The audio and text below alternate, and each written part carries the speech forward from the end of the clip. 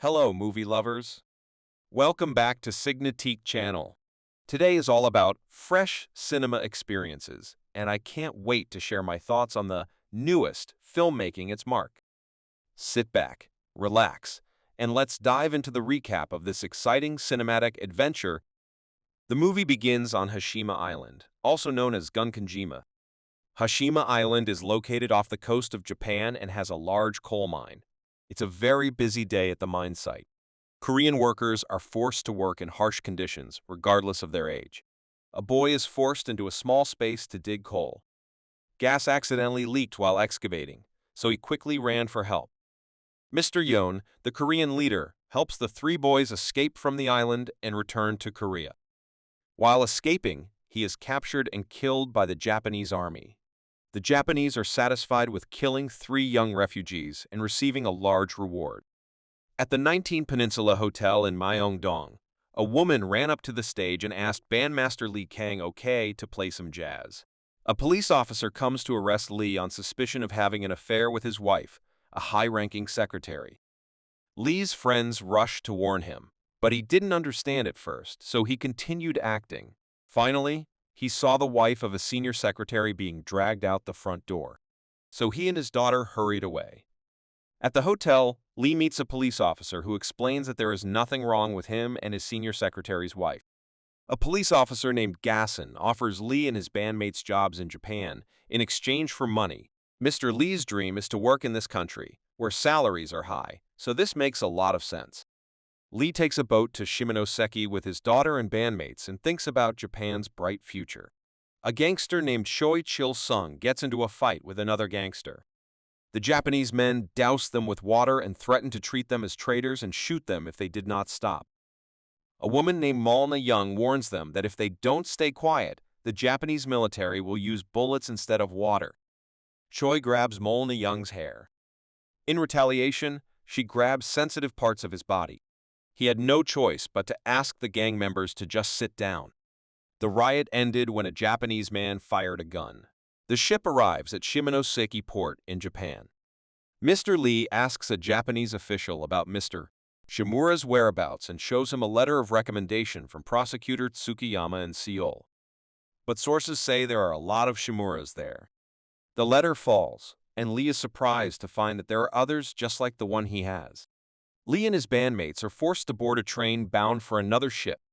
Lee gives a Rolex watch to a big Korean boss in exchange for his daughter. Suddenly, a Japanese officer came up to him and asked him to sing a Japanese song. After the performance, the manager of Hashima Mine comes out to greet the Koreans and convey the importance of their country's coal. While being inspected by the Japanese, Koreans are forced to take off their clothes and cut their hair. Seeing Rishi's children practicing for battle reminds him of her daughter. Korean women head to the dormitory in the entertainment district. Japanese women are angry when they see her. The Japanese military escorts the Koreans to their dormitories and explains their salaries and deductions. Their rooms and food are very dirty and disgusting looking.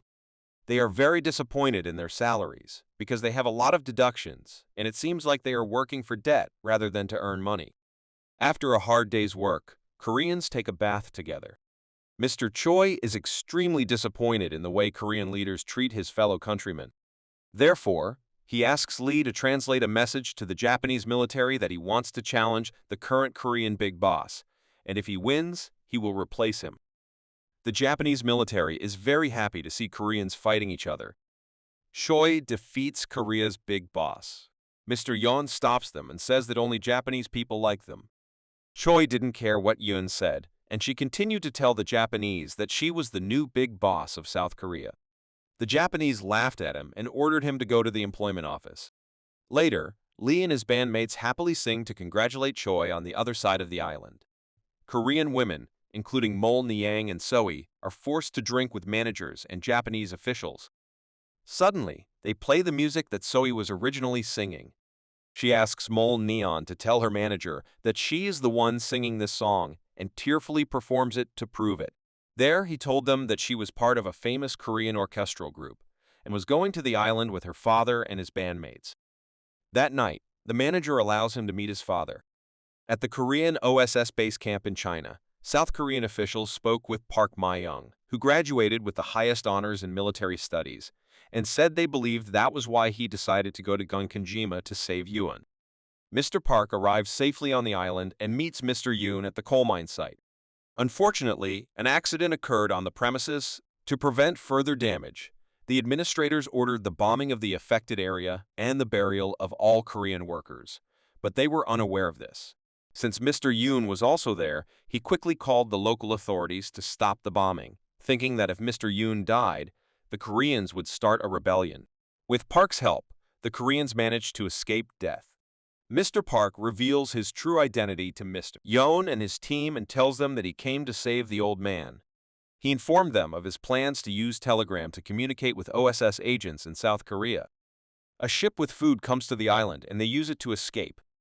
Although the team doubts Mr. Park's identity, Mr. Park proves his good intentions by relaying the general's message to Mr. Yoon. That night, the manager calls Lee and suggests that she give So-half to the first mate who lost his daughter in the air raid. He also added that helping So-hae escape from the dangerous island is the best option. Lee hears this and goes outside to look for her daughter. The two dance happily under the telephone pole. Mr. Park and the independent Korean soldiers ask Mr. Lee to obtain a postal key in exchange for money. He is hesitant at first, but is convinced when Park says that in order to release Mr. Young, he must use Telegram to communicate with a Korean OSS agent. Hearing this, he agrees to cooperate if Park promises to release him and his daughter as well. That night, Park successfully infiltrates the post office and informs the Korean OSS of the situation. They ask how many people will be saved, but he does not mention the names of the four, including Mr. Lee and Mr. Suki, but answers that it is only himself and Mr. Yu. Before leaving the post office, he suddenly saw a locker with the words Korean Mutual Aid Benefits Association written on it. Inside the box was evidence that Mr. Yoon received large sums of money from the salaries of Korean workers.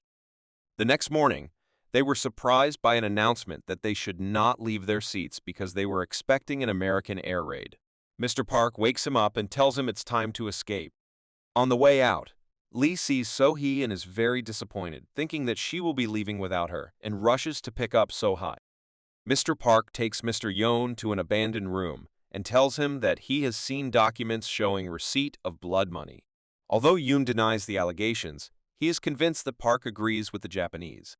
He realized that the reason the Koreans' escape plans always failed was because Mr. Yoon told the Japanese so.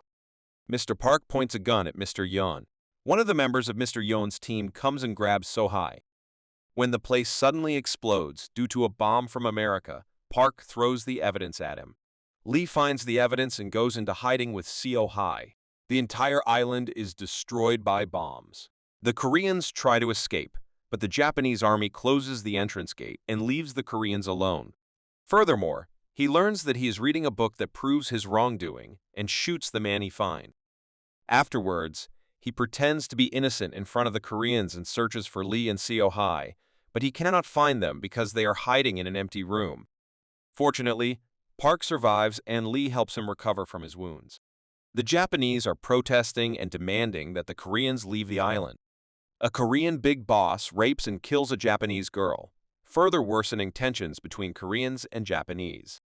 In order to hide what he had done, he becomes a witness and makes Troy a suspect, and for this, he is arrested and tortured by the Japanese military.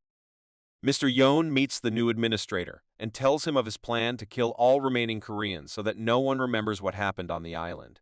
Yoon gathers all the Koreans and tells them that he has already negotiated with the Japanese side and they have agreed to improve their quality of life and even send the injured back to Korea, which makes them very happy.